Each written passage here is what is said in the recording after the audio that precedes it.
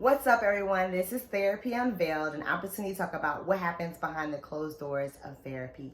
I bring to you topics that I discuss with my clients with the hopes that you too can learn tips and strategies to live your best life. Today's episode is about transition, specifically transitioning back to work and the anxiety that this can cause.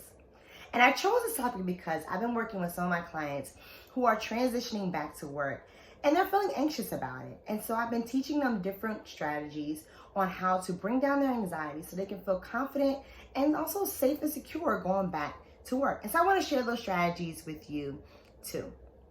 So number one, the first strategy is creating a routine that will help you feel confident about handling any challenge you have to face in the day. One of the issues that my clients have brought up is that they have to go back to an environment that was toxic. They didn't really get along with their coworkers, or the supervisor was often on them, and they just weren't really excited about going back to work. They liked being by themselves, working from home, not really have to socialize with coworkers, right? But then also the worries about just the pandemic and going back to work in a pandemic, right? And so one of the things that my client was doing was that she would check her emails when she would wake up in the morning. And this is a client who's already has transitioned back to work. She's part-time. She works full-time, but she's going part-time. Many jobs have transitioned their clients back to work part-time, where you go in person 2-3 days a week, and then like September or August, moving into full-time. And so she would wake up, check her emails in the morning, and then that would end up triggering frustration, anxiety, this upset feelings about going to work, right? And so I helped her think about and create a better morning routine that will help her feel more at peace about her day, that will help her give confidence about her abilities to handle any challenge she has faced. So one was looking at work task, emails, anything work related, removing that. And don't look at that until you get to work. And instead, fill your morning up with things that help you give a sense of peace and readiness for your day.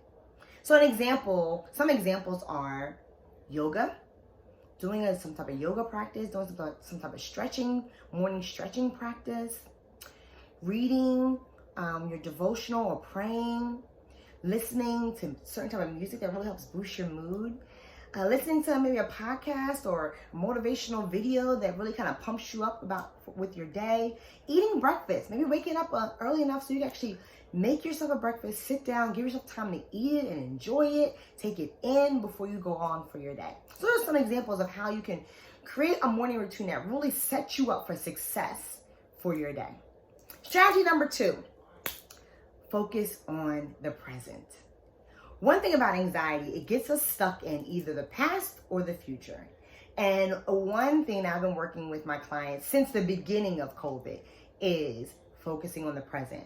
Because with COVID, it has caused us to really focus on the future. Because there's so many unknowns, so many questions that are just not answered, so many changes that happen that we think we're good and then it turns out we're not. I mean, hello, this whole mask thing, right? Now, for those, if you're looking at this in the future, I'm filming this in August of 2021. And before, like July, like when I say before, I mean like just a couple of weeks ago, it was like, oh, you don't need a mask. If you're vaccinated, you don't need a mask. If you're unvaccinated, wear a mask, right? Now it's no, because of the Delta variant, everybody needs to wear a mask, right? And so it's all these changes, and so it just gets us really nervous about the unknown. So going to work, it's like, well, is my boss gonna be able to handle if someone gets COVID, or what are they gonna do with this mask mandate, or are they gonna enforce us wearing masks, or how close am I gonna be to coworkers, right? It's all these unknowns, right? How are they gonna do with the scheduling? Are they gonna? What if I need to call out, or I need to use a sick day because my child? Like all these things, right? That are coming up, and they're all unknown questions, right? We don't know the answers to any of these questions, and that can cause anxiety to increase. And so you just end up going down this rabbit hole of all these possible fearful outcomes because you don't know what will happen. So you just come up with all these possible outcomes. Our imagination could just go wild. But if we shift our mindset to just focus on the present, then we allow ourselves to focus on things that we can control because it's the present. And since it's the present, we have a better understanding of what's going to happen and what's not going to happen, right? And so we can be able to move a lot better. We can be able to control things that we know that we can control, right? And so part of it is letting go of things that you just don't know the answer to, and instead have yourself focus on what you do know the answer to in the present. Strategy number three is remove the things that are triggering your anxiety about going back to work, right? Sometimes we don't even realize it, but we're listening, watching, seeing things that is causing our anxiety to increase. And so you want to remove those things. So watching the news, for example, is causing you to get more anxious about going back to work. You might not want to watch the news, right? But then you might be saying, well, Natasha, I want to be informed. If I stop watching the news, I won't be informed and won't know anything. Very true, right? So then you want to make sure you are being mindful of what type of news does not trigger your anxiety, right?